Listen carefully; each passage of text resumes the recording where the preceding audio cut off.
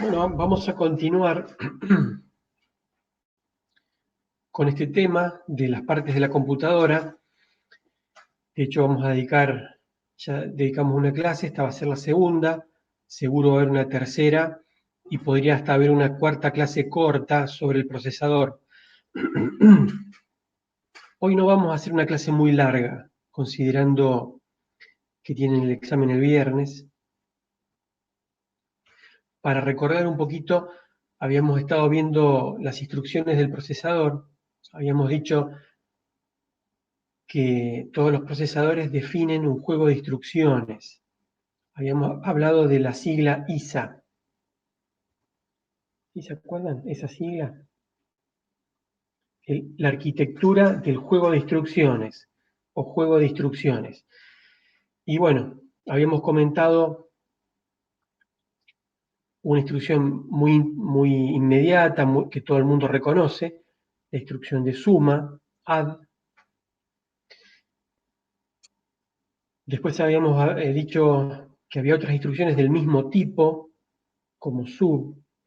Las dos tienen dos operandos de entrada y un operando de salida. ¿Sí? Eso quiere decir que hace la operación entre B y C y lo guarda el resultado en A. Ahí estamos abusando un poquito de la notación, porque en realidad también habíamos comentado que esas operaciones se hacen entre registros del banco de registros que está dentro del procesador. Y bueno, ahí tenemos que indicar qué registros son los que estamos usando. Esos registros son cualquiera de los 32 que tenemos disponibles, del R0 al R31. Después habíamos hablado un poco de la instrucción load, que carga una palabra, un dato, al procesador. Load carga desde la memoria, si habíamos dibujado la memoria, y tenemos el procesador, y load lo que hacía era cargar un dato de la memoria al banco de registros interno que había en el procesador. ¿Sí? ¿Se acuerdan de eso? Cargaban un dato y para cargar ese dato lo que tenían era que generar una dirección. Para generar esa dirección, la dirección se generaba sumando dos cosas: el contenido de un registro y un valor inmediato. Esa era la dirección que se generaba. Y acá también les había comentado que los 32 registros de MIPS tienen sobrenombres, tienen apodos. Por ejemplo, acá me estoy refiriendo a un registro como T1. T1 es el nombre de uno de esos 32 registros. ¿Y dónde voy a guardar el dato? En otro registro de esos 32, cuyo apodo es S0. ¿Sí? En la hoja que sigue, en la 22, hay una tabla que la vamos a ir estudiando de a poco, vamos a presentarla ahora, pero el significado completo lo vamos a terminar de ver posiblemente al fin cuando estudiemos todo este juego de filminas. Pero bueno, vamos a ver cómo empieza el relato de los nombres de los registros en MIPS. Por empezar tenemos el registro 0, y el nombre de ese registro 0 es fácil, es peso 0. El registro 0 en MIPS guarda la constante 0, no se puede cambiar el valor del registro 0. Siempre tiene el valor 0. De hecho, si hacen alguna escritura, por ejemplo, ponen el resultado de una suma en el registro 0, ese resultado no se guarda, queda, el registro 0 no puede cambiar su contenido. Después, bueno, tienen el registro 1, que nosotros por convención, no es obligación, pero vamos a acordar no usarlo, porque ese registro lo podría estar usando el programa ensamblador. ¿Se acuerdan que el programa ensamblador era el que tomaba el código en ensamblador, ¿sí? Toma las instrucciones en ensamblador y las convierte, las convierte en código máquina, ¿sí? Entonces ese registro puede ser que lo use ese programa.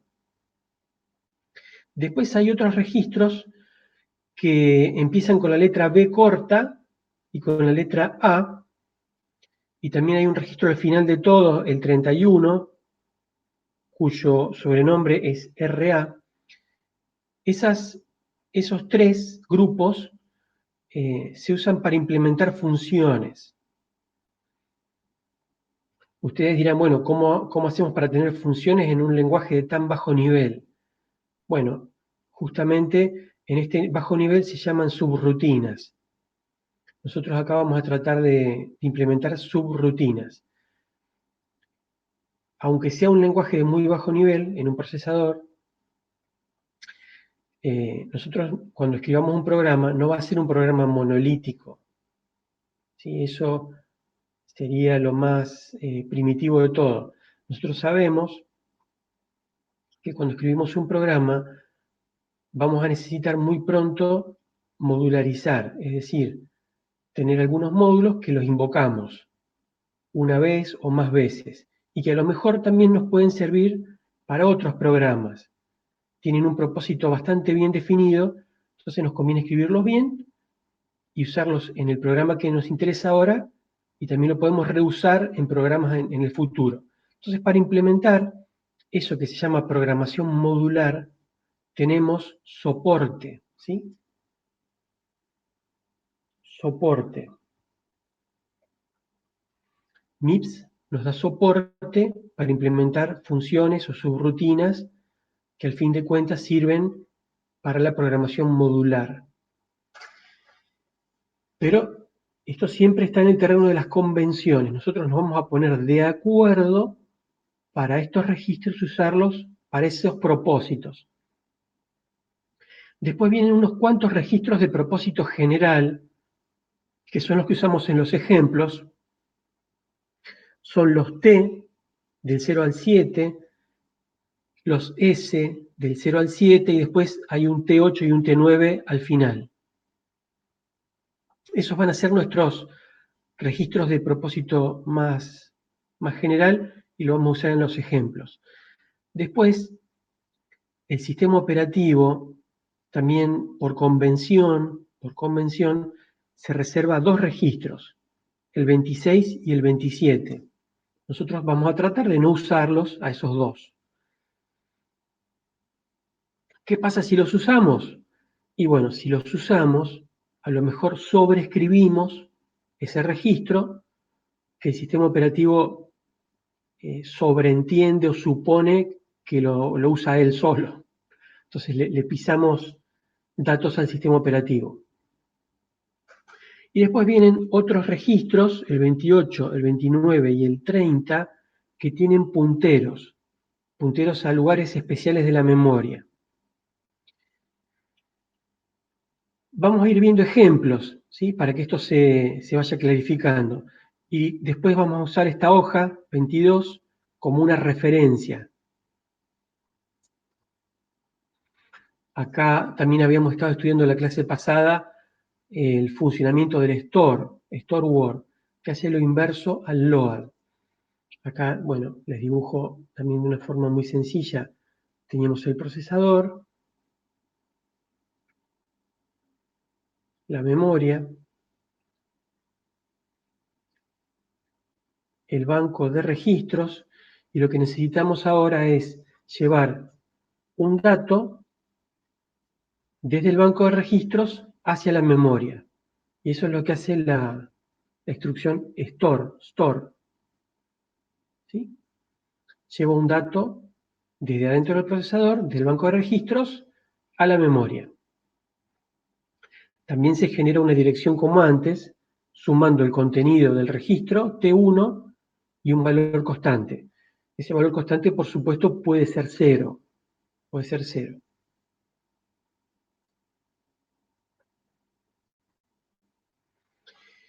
Bueno, acá vamos a ver un detalle. Un detalle. Fíjense que nosotros estamos trabajando con palabras de 32 bits en MIPS.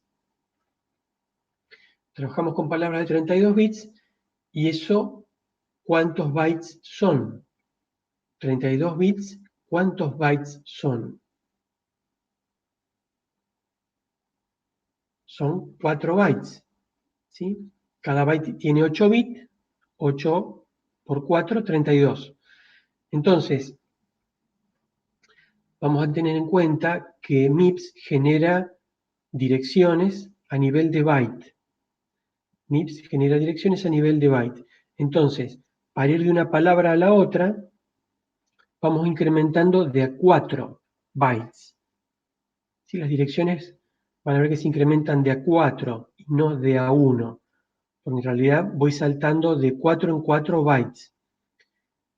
El procesador, si uno necesita, también tiene cómo operar de a 1 byte, pero nosotros no vamos a usar eso en ningún ejemplo, vamos a trabajar con palabras solamente.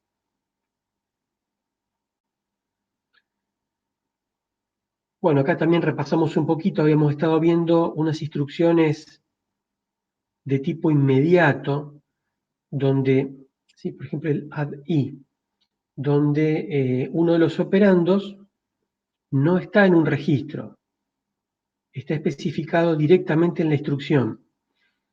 Y esos valores pueden ser positivos o negativos. Eso recuérdenlo.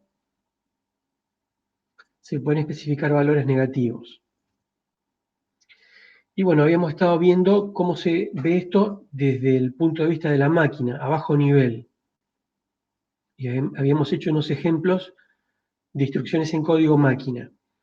Y habíamos estado estudiando el tipo R y el tipo I. Nos faltaba todavía estudiar el tipo J. Es el más sencillo de todos, en realidad, como formato. Pero no nos había alcanzado el tiempo porque se nos había hecho a la hora en la clase pasada. Hoy no vamos a tener ese problema porque va a ser una clase un poquito más corta. ¿Se acuerdan que las de tipo R habíamos dicho que operaba entre registros? Tenía RS y RT como registros de entrada, los operandos de entrada, y el resultado se guardaba en RD. En RD. Por eso se llaman tipo R, porque los operandos solo están adentro de registros. Y yo, para saber qué operación era, si era una suma, si era una resta o las demás que vamos a ver hoy, y en la práctica también vamos a ver algunas instrucciones más, para saber cuál es, eso lo especificaba en dos campos.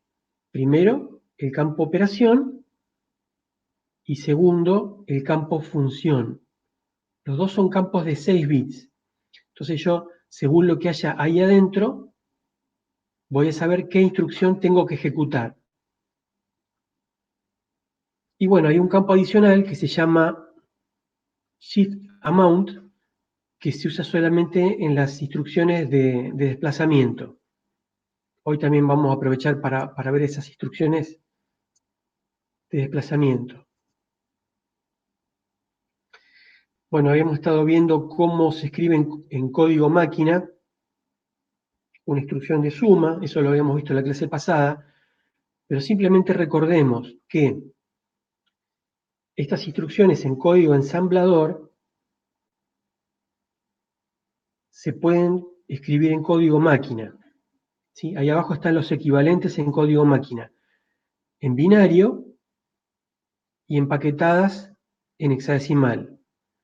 ¿Sí? El procesador solamente entiende unos y ceros, eso queda claro, siempre lo repetimos porque lo queremos enfatizar mucho.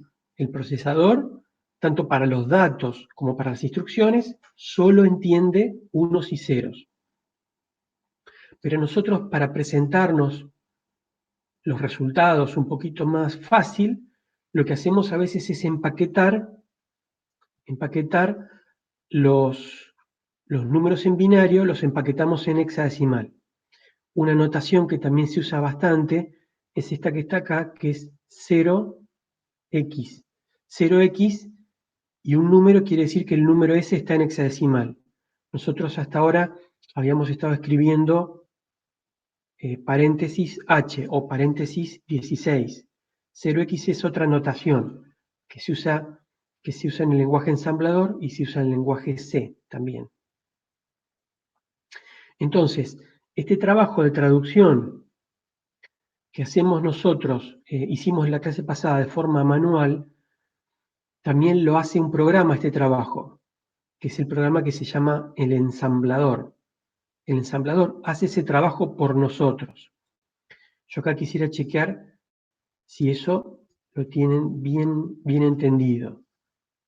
Aunque sea, díganme sí o no, algún feedback. Para ser sincero, todavía no he leído lo de la clase pasada porque he estado estudiando de las otras materias porque se vienen eh, algunos parciales. Está bien, es entendible eso, es entendible. Pero bueno, por suerte les va quedando esto para estudiar. A ver, por ahí en el chat vi algo. Bueno, algunos ya lo van entendiendo de a poquito. Pero como les decía, la otra clase es... esto no es habitual que se entienda solamente porque alguien les hace este cuento, este relato. Después suele ser normal la necesidad de leer, de trabajar un poquito los conceptos. De hecho, siempre en los libros está más completo el análisis.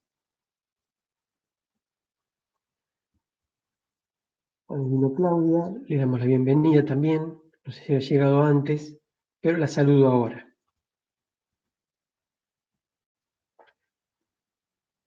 Bueno, entonces es eso simplemente, que nosotros a nivel humano trabajamos con código ensamblador, con lenguaje ensamblador o lenguaje de ensamblado.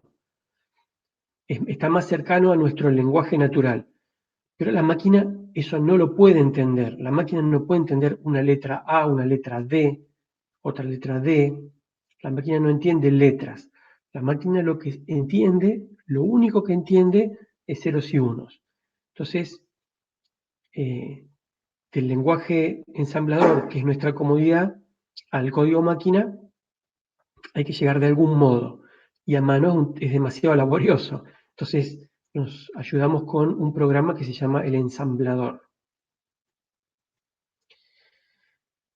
El segundo tipo, el segundo formato que habíamos estado viendo era el tipo I. En este formato tenemos un operando en RS, ¿sí? Un operando de entrada en RS. El segundo operando no está en un registro. El segundo operando viene como constante directamente en la propia instrucción. Los 16 bits más bajos de la instrucción contienen un operando. Esto, bueno, tiene sus ventajas, pero como desventaja podemos decir que no se pueden usar números demasiado grandes. ¿Sí? Estos números están en complemento a la base 2, 16 bits. Entonces, bueno, tienen un rango ahí. Si necesitan números de un rango mayor, no pueden usar el tipo inmediato. Es para números pequeños, digamos, para constantes pequeñas, que se usan muchísimo. Ustedes, si se ponen a pensar en los programas, suelen usar mucho la constante 1, la constante 2, constantes chicas. ¿Sí? Cuando ustedes tienen un contador van incrementando en 1. Entonces, se usan muchísimo constantes chicas.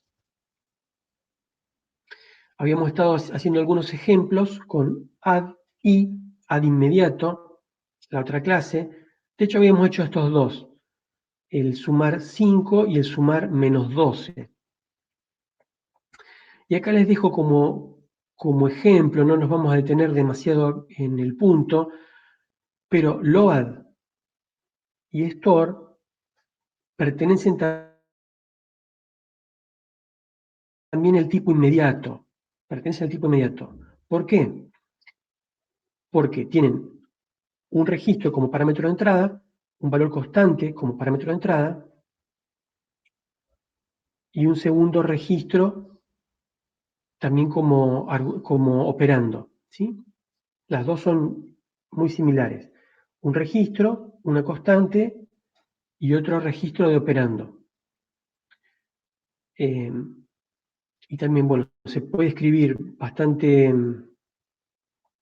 es bastante inmediata la traducción de código ensamblador a código máquina.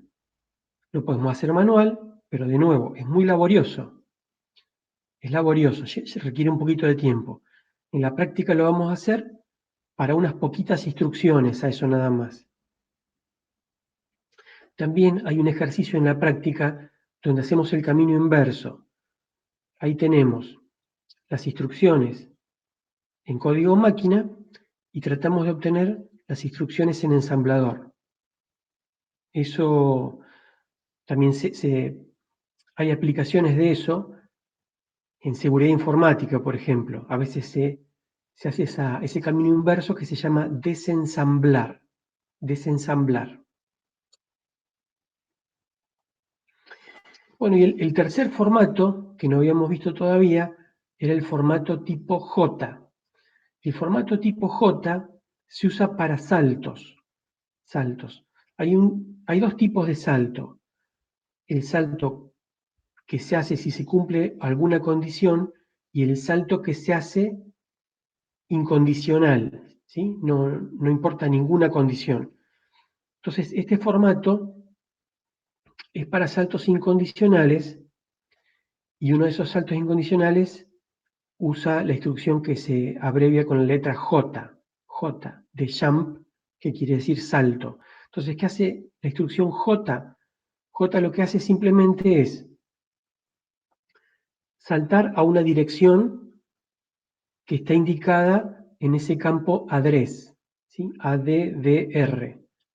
Ustedes ahí ponen una dirección y simplemente la instrucción J hace que el programa salte a esa dirección, sin que se tenga que cumplir ninguna condición. Y bueno, acá está el resumen de los tres formatos. Recuerden también que una clave de MIPS y de RISC es que tenemos pocos formatos de instrucción. Son tres formatos únicamente. En las otras computadoras, en las computadoras CISC, son muchos más. ¿Y qué logramos con esto? Una máquina más simple, una máquina más sencilla. Y otra cosa importante, todas las instrucciones son del mismo tamaño. Si ustedes suman los tamaños de los campos, ¿sí? Los tamaños de los campos, todas las sumas les van a dar 32 bits. 32 bits. Es decir, que todas las instrucciones son de 32 bits, de cualquiera de los formatos, de cualquiera de los tres formatos. Bueno, yo les había dicho que preparen lápiz y papel. Ténganlo a mano, vayan afilando el lápiz mientras les explico cuál va a ser la tarea que vamos a hacer ahora. Ahora lo que vamos a hacer es estudiar unas instrucciones lógicas. Son sencillas, pero van a ver que hay un propósito en estudiarlas un poquito, repasarlas un poquito ahora. Tenemos la instrucción AND, que hace el AND bit a bit entre dos registros. Es decir, que yo acá tengo el registro S1 y el registro S2, y va la operación AND, toma de operando a S1 y a S2 y hace el AND bit a bit de esos dos registros y guarda el resultado en S3. Entonces nosotros acá en S3 vamos a escribir el AND de estos dos registros.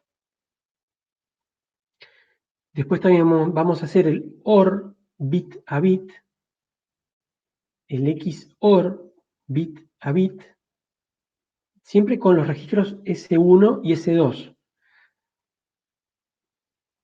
Y por último vamos a hacer el NOR bit a bit. Por ahí si no saben o no recuerdan qué es el NOR, lo que es el NOR es el OR, el resultado de la operación OR negada, complementada. Nada más que eso, es el NOR.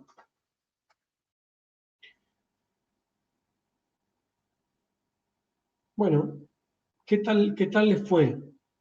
Yo creo que acá la gente que lo vea el video no va a ver esta pausa, pero lo que puede hacer es poner pausa en el video e intentar hacer el ejercicio.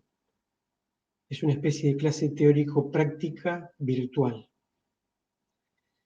¿Qué tal les fue? Cuéntenme. Elías, yo por lo menos ya lo escribí todo. No, Buenísimo, buenísimo, creo. buenísimo. Si yo supiera que aunque sea otro más va por la mitad o empezó, lo vamos haciendo juntos, lo verificamos juntos. Les va a parecer extremadamente fácil esto, pero en realidad hay algo más que quisiera mostrarles. Hay una especie de moraleja o enseñanza, digamos, adicional. ¿Alguien más podría decirme si lo está haciendo? ¿Va empezando con esto? O como mínimo díganme si quieren que continúe ya. Yo lo estaba haciendo, pero como entendí la lógica ya lo dejé. Demasiado fácil.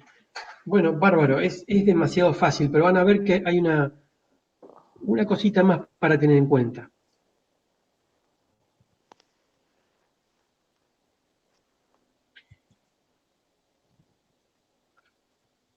Están viendo la pantalla del journal, ¿no es cierto?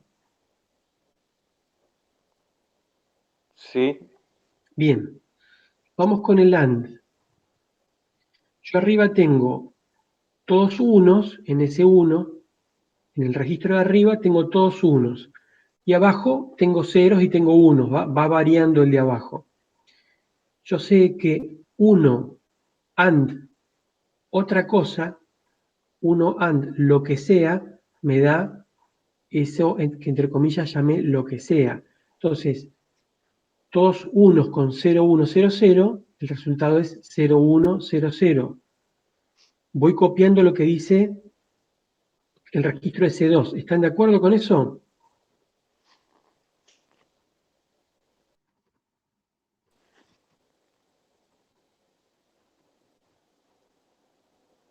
¿Están de acuerdo hasta acá? Sí, sí. Perfecto. Ahora bien, si yo tengo, fíjense ahora, el registro de arriba cambia de todo 0, de todo 1 a todos ceros.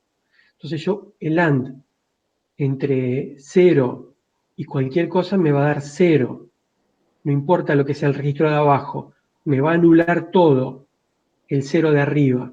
Entonces simplemente esto es bastante rápido. 0, 0, 0, 0, 0, 0, 0, 0, 0, 0, 0, 0, 0, 0, 0, 0. Entonces fíjense que yo lo que hice con esta operación, aparte del AND en sí, yo con estos unos y ceros del registro de arriba, lo que hice fue aislar una parte del registro de abajo. En este caso, aislé la mitad que me interesa. podía haber aislado un solo bit o un grupito de bits, ¿sí? Esto se suele llamar máscara, ¿sí? Enmascaramiento o máscaras. ¿Qué son las máscaras? Las máscaras que nosotros usamos o vemos en la vida cotidiana, lo que son es algo que tapa una gran parte de una superficie y hay unos agujeritos donde se ve una poca cosa. Acá es lo mismo. Yo tapo cierta parte que no me interesa y tengo un agujerito por donde veo lo que sí me interesa. Eso se llama máscaras. Y se usa mucho en programación, sobre todo cuando programan aplicaciones de bajo nivel o tienen un registro de estado o un registro donde configuran un dispositivo. Bueno, cada bit tiene un significado y así lo pueden aislar y leer o escribir a ese bit solo. Pero vamos a ver otras máscaras, otras posibilidades. Fíjense qué pasa con el de abajo. Por un poquito más arriba, bueno, ahí. Yo tengo OR entre 1 y algo. El OR entre 1 y algo va a ser siempre 1, ¿sí? Me fuerza un 1. Como antes vieron que forzaban ceros, bueno, con el OR fuerzan unos. Entonces tengo todo 1, 1, 1, 1, 1.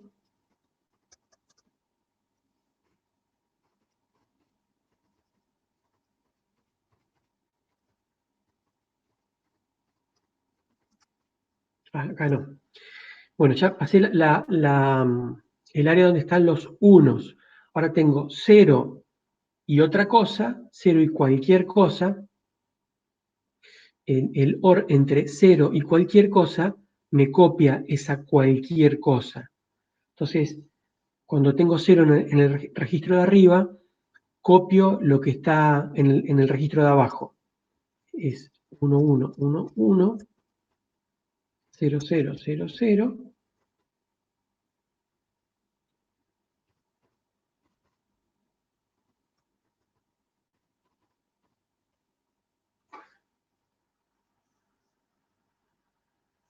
¿Coinciden conmigo? ¿Les dio lo mismo cuando lo hicieron? Sí. Bueno, ahora vamos a ver qué pasa con el XOR. El XOR, ¿se acuerdan cómo es la tabla del XOR? Si yo tengo 1, 1 o 0, 0, eso me da 0. Y el XOR entre distintos, 0, 1 o 1, 0, me da 1. ¿Sí? Es decir, lo que mira el XOR es si son iguales o son distintos los bits. Entonces, si son distintos, me da 1. Fíjense, 1 con 0 me da 1. 1 con 1 me da 0. 1 con 0 me da 1. 1 con 0 me da 1. Fíjense esos primeros 4 bits, cómo son respecto de los bits en la primera parte de C2. Fíjense que son Contrarios, los inversos. contrarios, sí, son complementarios o negados, se suele decir.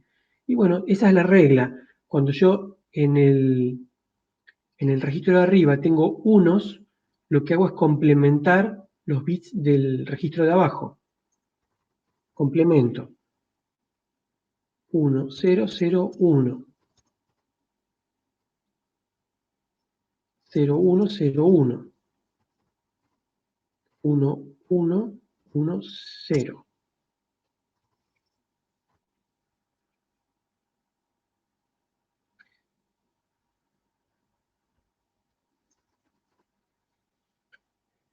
Y cuando tengo 0, ¿sí? 0 con 1 me da 1, 0, bueno, estos no, son todos iguales, 0 con 1 me dan 1 todos, y 0 con 0,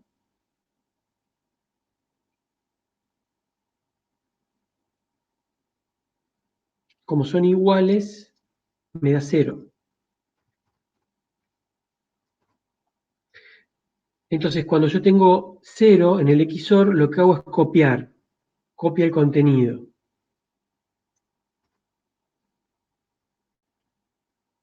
Uno, 0, 1, 1, 0, 1, 1, 1. Entonces, cuando tengo unos, complemento, y cuando tengo ceros, copio. Y el NOR es un OR negado. Entonces, fíjense, esto, tengo la fila del OR, lo puedo hacer negado directamente. 0, 0, 0, 0, 0, 0, 0, 0, 0, 0, 0, 0, 0, y acá hago 0, 0, 0, 0, 1,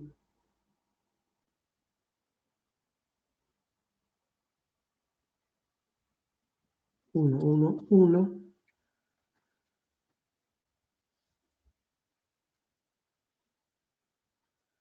0, 1, 0, 0, 0, 1, 0,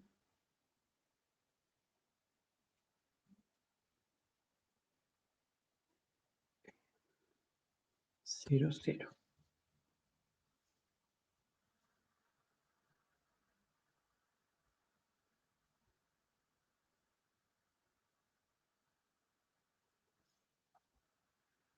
Fíjense que el XOR tiene un cierto parecido, perdón, el NOR tiene un cierto parecido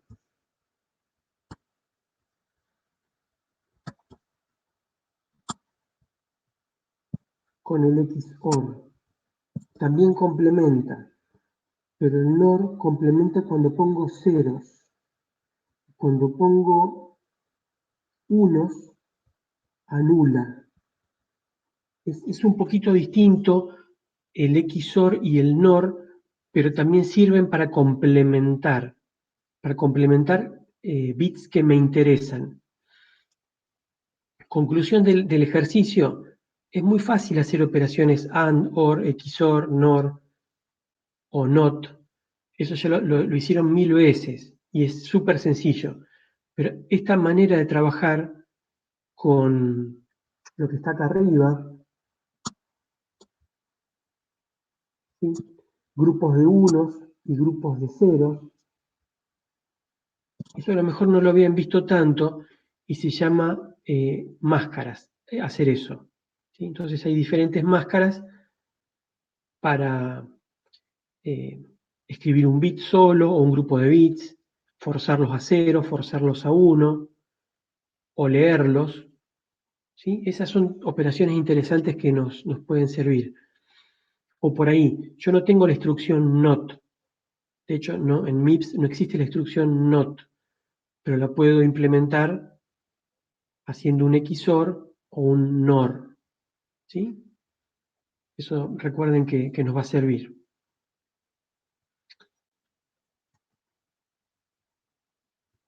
¿Se entiende eso?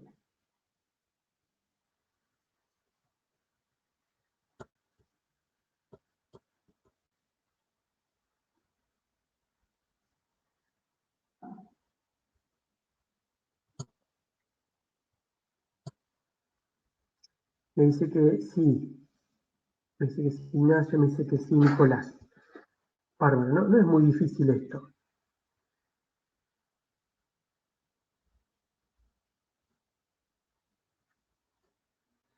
Bueno, ahora vamos a ver otras instrucciones. Acá estamos en la página 35, que son esas instrucciones que habíamos comentado de desplazamiento. Cuando vimos el formato tipo R, había un campo de las tipo R que se llamaba shift amount, jumped. Bueno, esas les decía que se usaban en las instrucciones de desplazamiento. Bueno, acá llegamos a las instrucciones de desplazamiento. Vamos a ver 3. La primera es el shift lógico a izquierda. Shift lógico a izquierda. Tenemos, fíjense, un registro T1 y yo quiero hacer que el contenido de ese registro se desplace 5 lugares. Lo voy a hacer acá arriba. 5 lugares a la izquierda. ¿Sí? 5 lugares a la izquierda. Y el resultado se guarda en T0. Después está la instrucción Shift, se llama Shift lógico a derecha. Este lo que hace es desplazar para el lado derecho 5 lugares. Acá también tiene de operando a T1 y después la cantidad de lugares que quiero desplazar, que es 5. Y bueno, el resultado lo guarda en T0 como antes. Nada más que ahora el desplazamiento es hacia la derecha. Tanto el desplazamiento a la izquierda como el desplazamiento a la derecha, ¿sí? Cuando yo desplazo a la izquierda, ¿sí? Fíjense acá tengo un registro, yo desplazo para el lado izquierdo, entonces del lado derecho, ¿qué guardo? ¿Qué pongo del lado derecho? Lo que hace la instrucción es rellenar con ceros, rellena con ceros. Lo mismo pasa con el shift que se hace a la derecha. Del lado izquierdo, relleno con ceros. Bien, hay un segundo tipo de desplazamiento a derecha, que es el desplazamiento a derecha que se llama aritmético. Aritmético. ¿Por qué es esto? Ustedes fíjense, esto a lo mejor nos conviene pasar al journal para no hacer tantas rayitas acá que no se va a entender demasiado bien. Cambiamos de pantalla.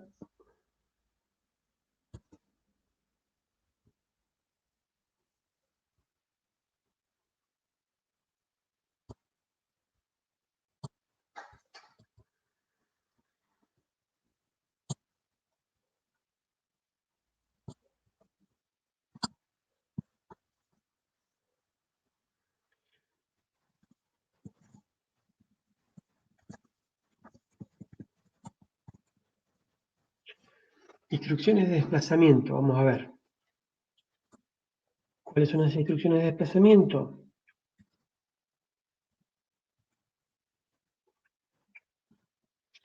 Habíamos visto el desplazamiento a la izquierda, SLL, después el SRL, y el tercero que vimos es el SRA.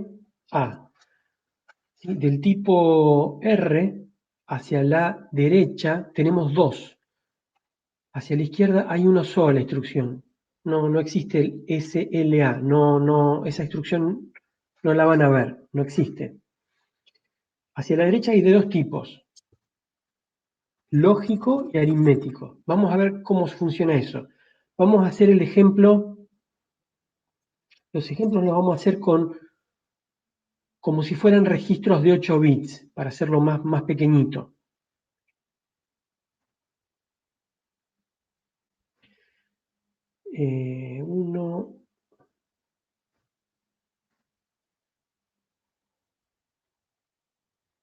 Hacer un espacio para separar los cuartetos de bits.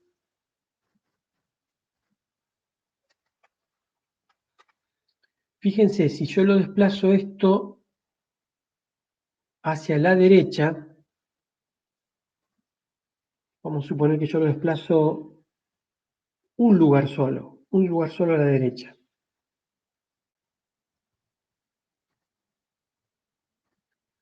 Un lugar solo a la derecha. me quedaría 1, 0, 0, 0, 0, 0, 1, y acá relleno con un... Ah, perdón, estoy haciéndolo al revés, estoy haciendo como si fuera a la izquierda. Vamos a hacerlo bien a la derecha. A la derecha. Bueno, voy a copiarlo todo, casi todo. 1, 0, 0, 0, 0, 0, 1.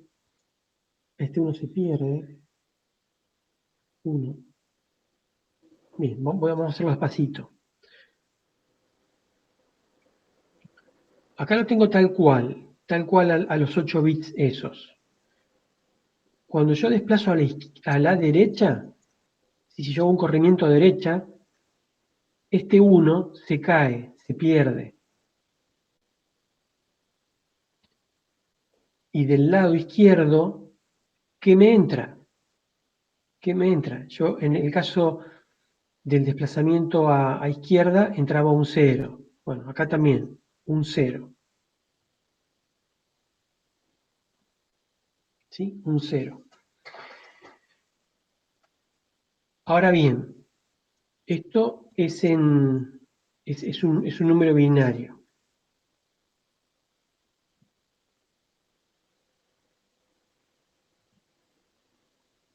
Base 2. Igual. Fíjense, ¿cuánto es 65 dividido 2?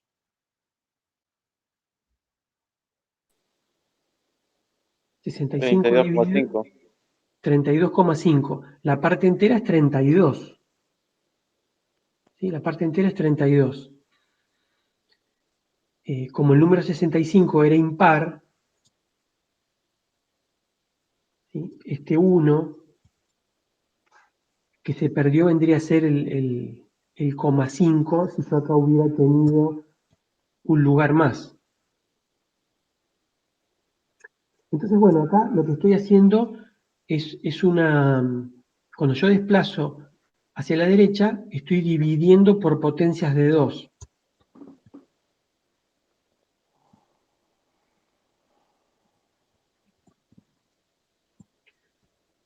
Acá no hice el ejemplo, pero cuando hago el desplazamiento a la izquierda, lo que hago es multiplicar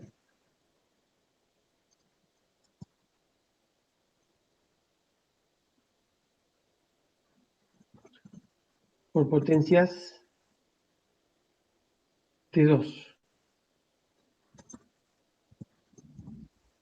Esto, si lo piensan un poquito, fíjense que yo lo que estoy haciendo es meter ceros.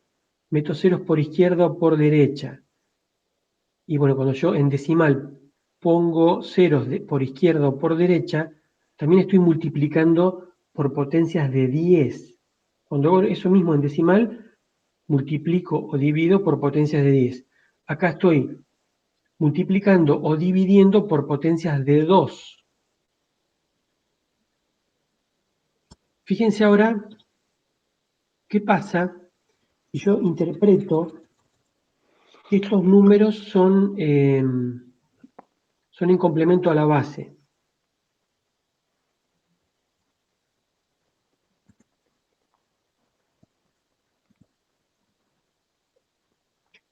Complemento a la base, y en el ejemplo este sería base 2, 8 bits, en el ejemplo. En el MIPS son de 32 bits, ¿no es cierto? Pero en el ejemplo, en complemento a la base, que es lo común, ¿no? Tener los números enteros representados en complemento a la base. Voy a poner un ejemplo.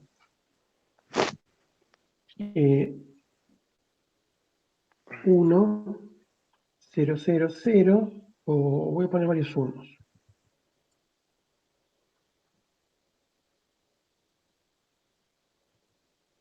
A ver. Sí, son 8. En binario. ¿Qué número sería en decimal este?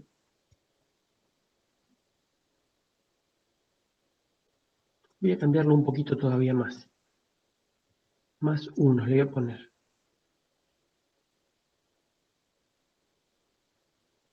¿Qué número sería en decimal? De paso repasan un poquito para el examen del viernes.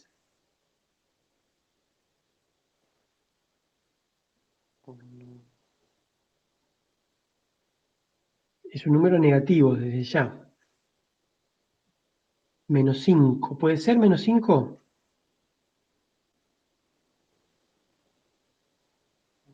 Recuerden que hay una técnica que es complementar y sumar 1. Si complemento me da 4 más 1, 5, pero en negativo.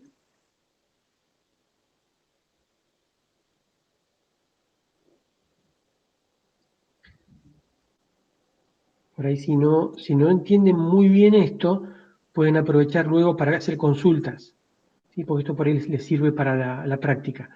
Ahora bien, vamos a suponer que yo uso esta instrucción, Shift a derecha, lógico, es decir, hago lo mismo que arriba. Copio el número tal cual, 1, 1, 1, 1, 1, 0, 1, 1. Y lo desplazo a un lugar, es decir, este bit de la derecha se pierde. Yo por el lado izquierdo relleno con 0. Esa es la regla, rellenar con 0. Entonces acá lo que me va a pasar es que este número, ¿sí? Ese número ya no es un número negativo. Pasé de número positivo a de negativo a positivo. ¿Sí? Si lo interpreto como complemento a la base 2,8,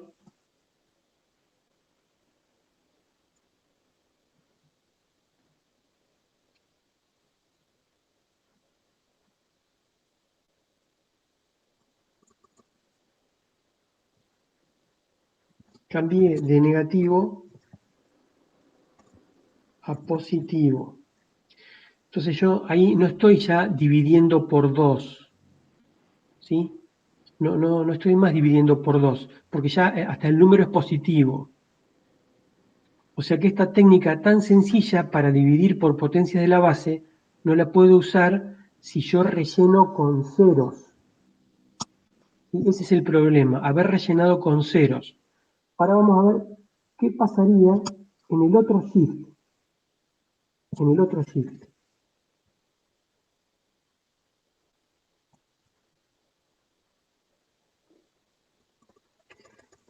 El otro shift que se llama aritmético, lo que hago es rellenar con el bit de signo. Es decir, que si el signo del número era negativo, relleno con unos, y si era positivo, relleno con ceros. Entonces, de vuelta pongo el número que tenía. 1, 1, 1, 1, 1, 0, 1, 1. Desplazo a la derecha un lugar. Y acá voy a poner... Acá no había puesto que en el ejemplo desplazo un solo lugar. Por supuesto que el ejemplo vale igual si yo desplazo 2, 3, 4 lugares. Acá desplazo un solo lugar. Bueno, este es el número original. El número de más a la derecha lo voy a perder. Y el de más a la izquierda, como antes tenía un signo, el bit de signo era un 1, yo relleno con 1. ¿Sí?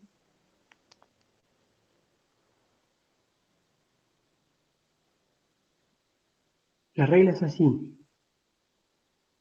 Copio el bit de signo en la parte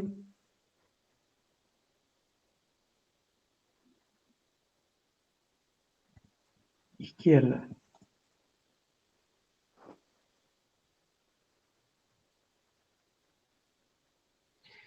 Y ahora fíjense qué número es este en decimal. -2. Menos 2. Y es la parte entera de la división. Fíjense que menos 5 dividido 2 es menos 2 la parte entera. ¿Sí? Entonces,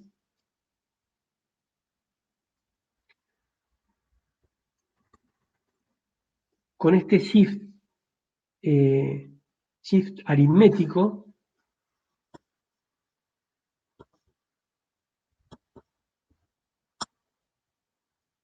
el shift aritmético me sirve para hacer divisiones por potencias de la base. ¿Sí? Este me sirve para hacer divisiones por potencias de la base.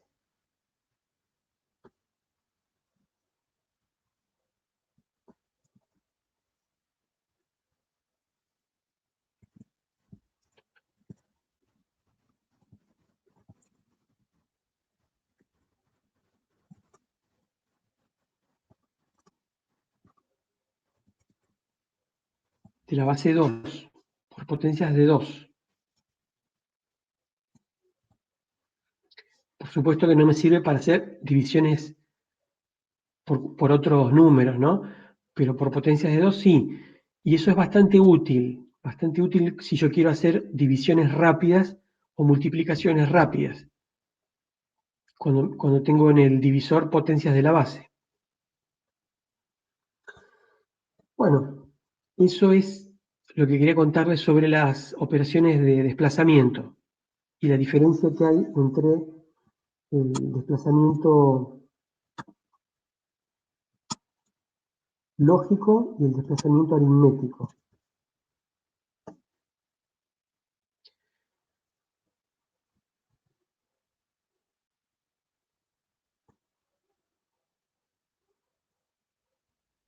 Vamos a pasar otra vez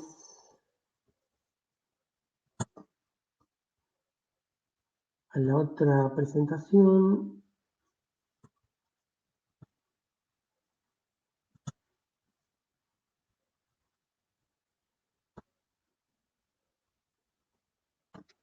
¿Se escucha bien hasta acá? Sí. Bien, bien, bien. Bueno, ahora pasamos a otra cosa que nos es útil para hacer programas. Yo ahora quiero generar constantes. Quiero cargar constantes adentro de registros. Imagínense que yo tengo en C una constante. Acá, como les decía antes, en C también se pueden poner constantes hexadecimales si ustedes preceden al valor con 0x. Esa es la forma de decir que lo que viene después es un número hexadecimal en el lenguaje C. Como cada dígito hexadecimal equivale a 4 binarios, yo acá tengo 1, 2, 3, 4 dígitos hexadecimales, cada uno de 4 bits, 4 por 4, yo sé que esos son 16 bits, cabe en 16 bits. Entonces yo, para cargar esa constante de hasta 16 bits, yo puedo usar una operación, por ejemplo, el add inmediato. Digo que sumo el registro 0, que siempre tiene un 0, con ese valor que tenía recién, y lo guarde donde a mí me interesa, en el registro que yo quiera. Entonces yo ahí inicializo un registro con una constante. Eso en los programas que vamos a hacer en la práctica va a ser muy útil. Nada más que no vamos a usar números raros, vamos a inicializar con números 1, 2, 16, números así. No van a ser números tan extraños. Ahora bien, ¿qué pasa si yo quiero inicializar un registro con una constante completa de 32 bits?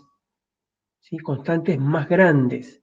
Bueno, ahí lo que voy a necesitar son dos instrucciones.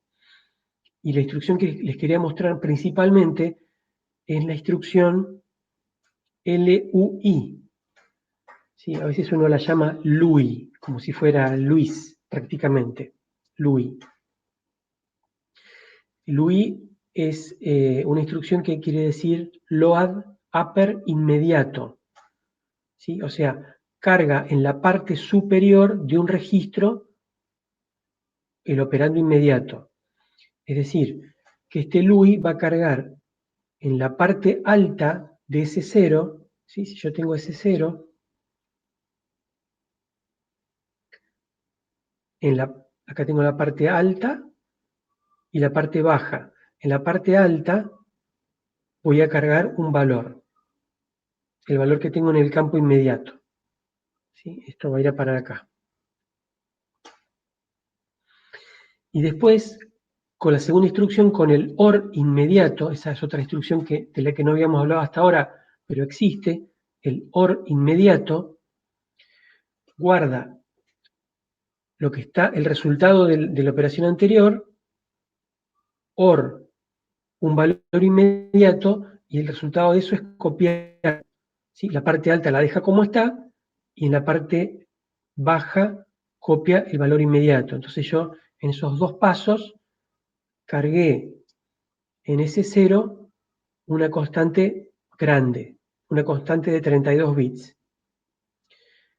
Esto segundo que estamos haciendo acá, en los ejercicios de la práctica, en la práctica que vamos a hacer nosotros probablemente no lo usemos, porque vamos a usar números más o menos chicos, pero está bueno recordar que esto se puede hacer. Si un día necesitamos, podemos hacerlo. Bueno, y ahora ya entraríamos a la parte de saltos. Eso todavía no lo vimos hasta ahora, pero para hacer cualquier programa, yo no puedo hacer cualquier programa solo con secuencias. ¿Sí? No puedo hacer solo secuencias. Yo en todos los programas tengo que tomar decisiones. Entonces, si pasa algo, hago una cosa. Y si no pasa eso, tengo que hacer otra cosa. O más todavía. Puedo tener diferentes situaciones, no solamente dos. Entonces, si pasa la primera situación, hago una cosa. Si pasa la segunda situación, hago otra cosa. Si pasa la tercera situación, hago otra. Y así, todas las que sean, hago diferentes cosas. Entonces necesito, sí o sí, lo que en lenguajes de programación de alto nivel son los if. If. Acá lo voy a implementar ese if con saltos condicionales. Saltos condicionales. Bien, vamos a ver qué pasa con los saltos. Como decíamos recién, un programa no lo puedo hacer solo con secuencias. Necesito saltar si se cumplen condiciones. Entonces, para eso hay algunas instrucciones en MIPS. Una de ellas es el salto por igual. BEQ o BEC. Es branch por equal, ¿sí? Por eso se llama BEC. Salto por igual. Lo que hace es, compara dos registros, el registro S0 y el registro S1, los compara, y si son iguales los valores, salta a una dirección que está indicada en la etiqueta target.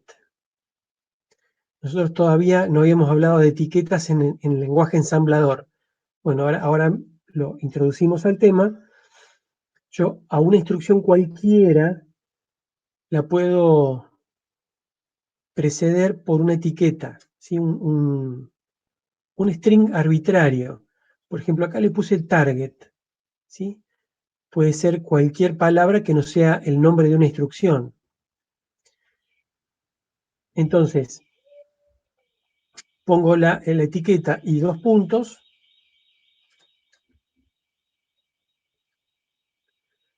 La etiqueta y dos puntos y marco esa instrucción con esa etiqueta. Entonces yo acá, si S0 es igual a S1, si se cumple esa condición, salto a la instrucción marcada con la etiqueta target. Y acá en este caso, fíjense que lo que pasa es que el salto se hace efectivo, se toma ese salto. Fíjense que arriba tengo un add inmediato que suma registro 0 con 4, es decir, me guarda un 4 en el registro 0. Después, otro add inmediato entre el registro 0 y en la constante 2, es decir, me guarda en el registro 1 un 2. Después suma contenido de S1 y S1 los suma, o sea, suma 2 más 2, y guarda el resultado en el propio registro S1, es decir, que en S1 guarda el resultado que es 4, 2 más 2, guarda el resultado 4 en el registro S1. Acá no me maté con el ejemplo, simplemente hice un 2 más 2. Pero ese no era el punto, ¿no es cierto? Acá lo que también podemos ver es que los registros, los operandos, no tienen por qué ser registros diferentes. Podemos repetir el mismo registro, y tanto en los dos registros de entrada como en el registro de salida, puedo repetir el mismo registro, me sirve eso. Bueno, pero en definitiva, cuando yo llego a la comparación, al BEC, en S0 tengo un 4 y en S1 tengo un 4. Entonces, cuando los comparo, son iguales. Y acá salto por igual. Entonces, el resultado de esa instrucción de salto es un salto tomado. ¿Sí? Un salto tomado. Entonces voy a target y yo no ejecuto como siempre la instrucción de abajo. No ejecuto el add i. Estas dos no las voy a ejecutar. ¿Sí? No las ejecuto. Ejecuto solamente a partir de la etiqueta target. Ese es un salto condicional. Ahora acá tengo otro salto condicional que se llama BNE, la instrucción BNE. Y esta instrucción es justo lo contrario de la anterior. Hace un branch por not equal, ¿sí? Salta cuando no son iguales los registros. Compara S0, bueno, compara dos registros cualquiera. En este caso, en este ejemplo, S0 y S1, si no son iguales, salta a un lugar indicado por la etiqueta. Fíjense que en este caso también inicializo S0 con un 4, inicializo S1 con un 1, después hago un desplazamiento a la izquierda de 2 lugares, o sea, S1 lo desplazo 2 lugares hacia la izquierda, es decir, que tengo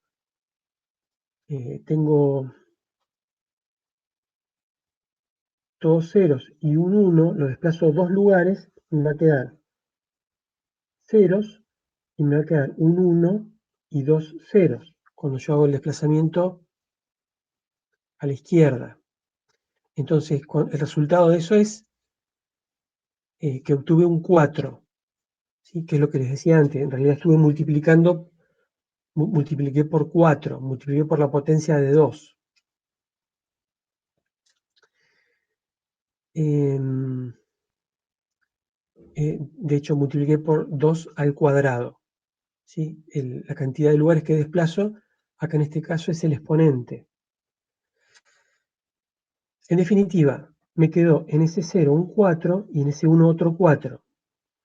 Si no son iguales, yo saltaría a target, pero en este caso, como sí son iguales, yo no salto.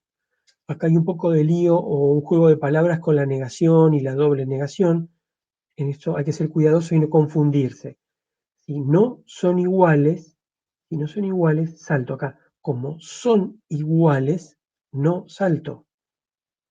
Entonces ejecuta la siguiente instrucción, y cuando yo llego a la instrucción sub, no hay ningún salto a ningún lado, ejecuto la siguiente, que es la instrucción add, que está etiquetada con target. Puede ser que yo quiera hacer eso, pero a veces no quiero hacer eso. Y podría ser un error lo que estamos viendo acá. ¿Cómo hago yo para saltear la instrucción etiquetada con target? Para saltearla tendría que hacer un salto, otro salto. Entonces en la hoja 40, todo lo mismo que antes, pero cuando yo llegaba a la instrucción sub, para no ejecutar la instrucción add, con esta instrucción J, yo salto a la etiqueta end, ¿sí? O sea, salteo una instrucción. No sé si se entiende bien eso. Es digamos, hay que seguirlo con mucha atención al programa, pero básicamente cuando yo llego a la instrucción J, yo salto de forma incondicional a end y salteo esa o esas instrucciones antes del end, de la etiqueta end. Como les decía recién, tanto target como end son dos palabras cualquiera, ¿sí? Siempre y cuando no sean nombres de instrucciones, puedo usar cualquier etiqueta. Entonces, bueno, la diferencia que hay entre el BEC y el BNE con el J es que el BEC y el BNE son saltos condicionales. Mira si se cumple o no se cumple una condición. En cambio, el J es un salto incondicional. Si no le importa ninguna condición. Salta solamente a la etiqueta que yo le indico. Fíjense que acá, cuando hablamos del formato tipo J, ¿sí? Teníamos un código de operación y después una dirección venía acá. Entonces, también acá observen que el programa ensamblador, cuando convierte a código máquina, tiene que saber en qué dirección está esta etiqueta y reemplaza las letras por un número, que es la dirección. Eso está bastante bueno, manejarnos a nivel humano con etiquetas y que la máquina haga el trabajo de convertir esas etiquetas a números. Eso, como todo trabajito en binario, es propenso a errores y demás, y el programa ensamblador lo hace perfectamente bien sin equivocarse. El programa ensamblador no se cansa, nunca puede tener un error por cansancio o por distracción como podemos tener nosotros. Eso está bastante bueno. ¿Cómo van hasta acá? Acá ya terminamos con unas cuantas instrucciones. Fíjense que si se hacen un repaso y las escriben en un papel, vimos un montón de instrucciones diferentes, aritméticas, lógicas, y ahora también vimos saltos incondicionales y condicionales, con lo cual ya tenemos algunos elementos para resolver el trabajo práctico. No sé cómo van hasta acá. Desde ya, esto se termina de entender cuando uno va a intentar hacer la práctica. Esto hay que repasarlo un poquito después. ¿Me dejan seguir? ¿Puedo seguir con el tema que sigue o prefieren preguntar alguna cosita? Yo, profe, por el momento todo bien, gracias. Bien. Perfecto, entonces seguimos con este tema. Este tema es un poquito teórico, es un tema que a veces se pregunta en los exámenes finales, pero bueno, la gente que promociona a veces no se enfrenta a esa pregunta, pero sí puede entrar como pregunta en el parcial, porque en el parcial sí que entran preguntas teóricas. Más allá de los exámenes, está bueno saber las cosas.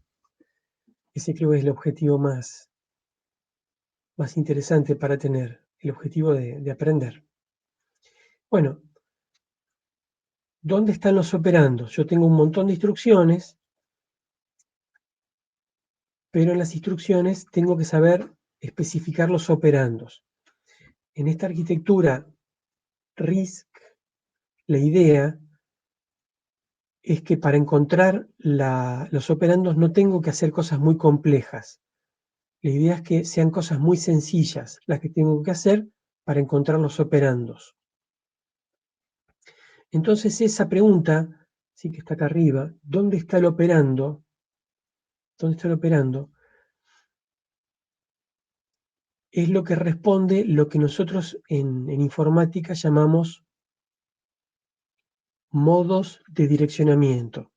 Es una frase a la que nos vamos acostumbrando con el tiempo, que a lo mejor no es tan intuitiva, pero simplemente hace eso, responder a la pregunta ¿dónde está el operando? Y la buena noticia es que en RISC son pocos y sencillos esos modos de direccionamiento.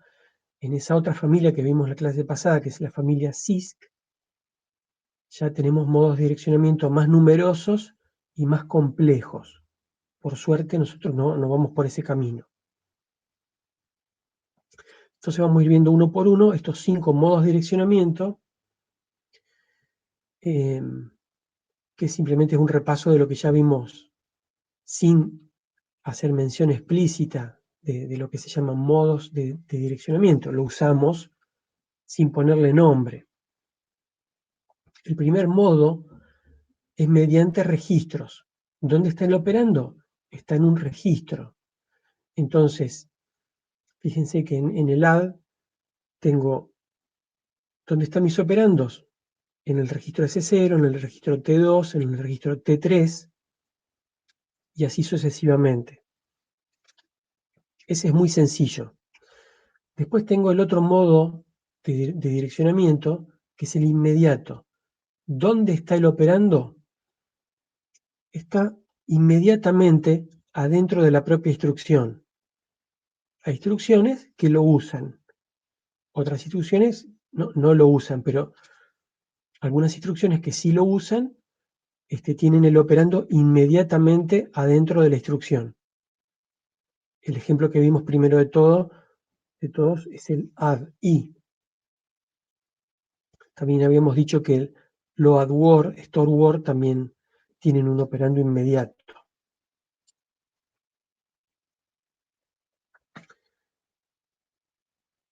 Perdón, en ese caso vamos a darle otro nombre. Load y store son de tipo I como formato, pero en cuanto a modo de direccionamiento se llama registro base.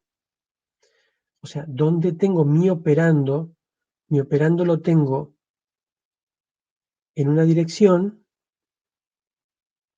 que está formada por un registro base y un valor inmediato, o un registro base y un desplazamiento. En el ejemplo de abajo pasa lo mismo. Tengo un registro base y un desplazamiento.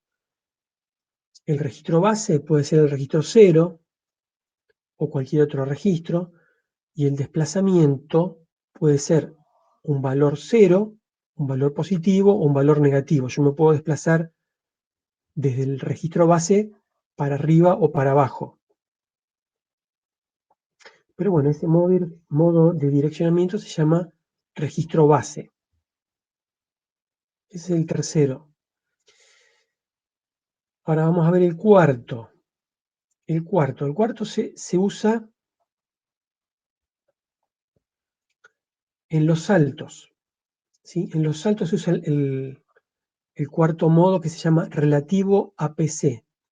Yo acuérdense que en el PC tengo la dirección de la próxima instrucción. Siempre en el PC guardo la dirección de la próxima instrucción.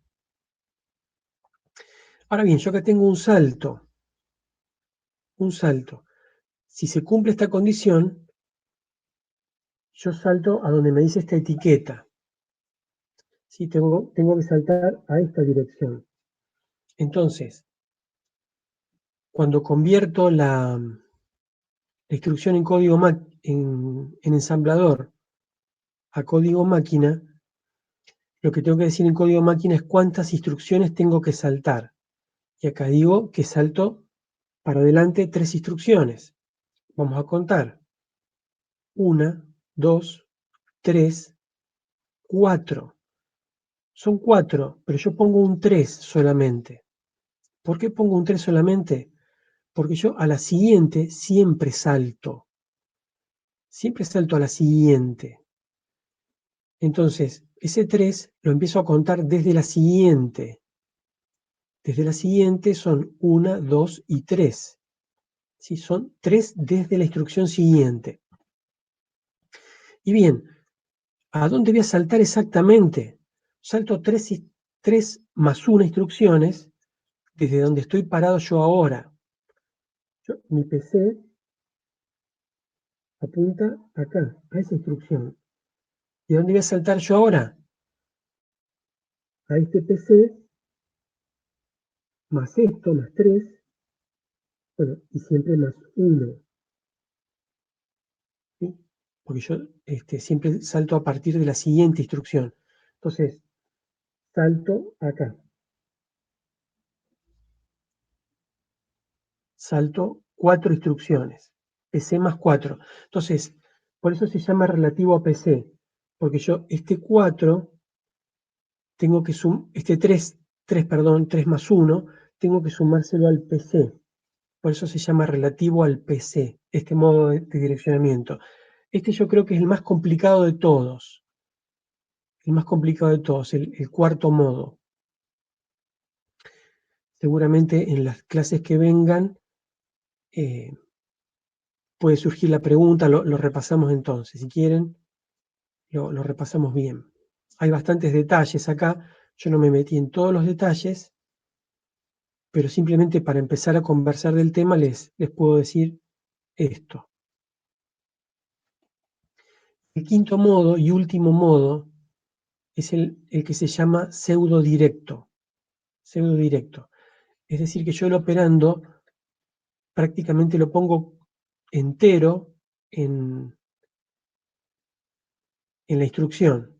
Fíjense, esta es una instrucción de salto parecida a J, muy parecida a la instrucción J, que también hace un salto a una determinada etiqueta.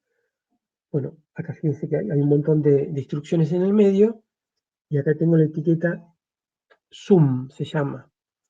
Entonces yo lo que voy a hacer es saltar incondicionalmente a zoom.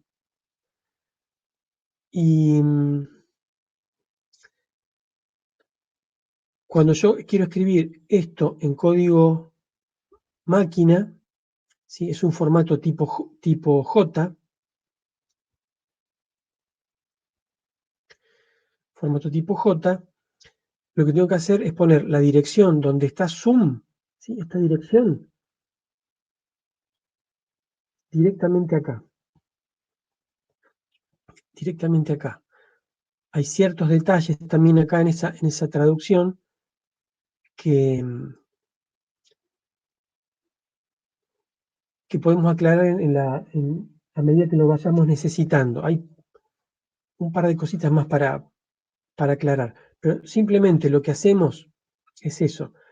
Por eso se llama pseudo directo, porque casi es lo mismo que está en la dirección. Yo lo voy a copiar en la propia instrucción para usarlo directamente cuando haga el salto.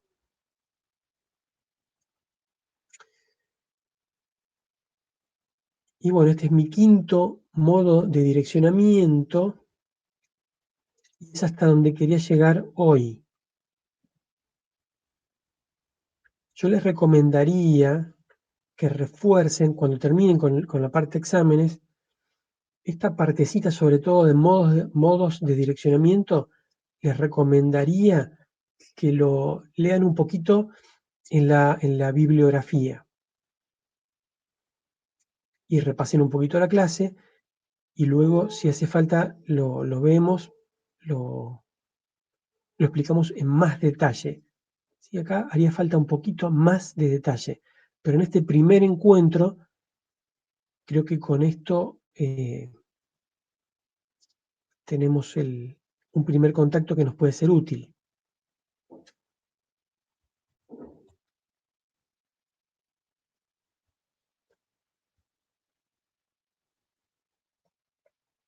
¿Les gustaría hacer alguna preguntita?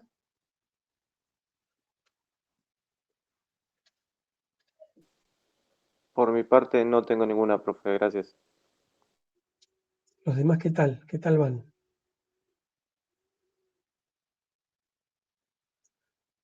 Creo que lo más importante de hoy es a lo mejor recordar las instrucciones lógicas, cómo funcionan, los desplazamientos y las instrucciones de salto. Intentar ser capaces de utilizar las instrucciones de salto también.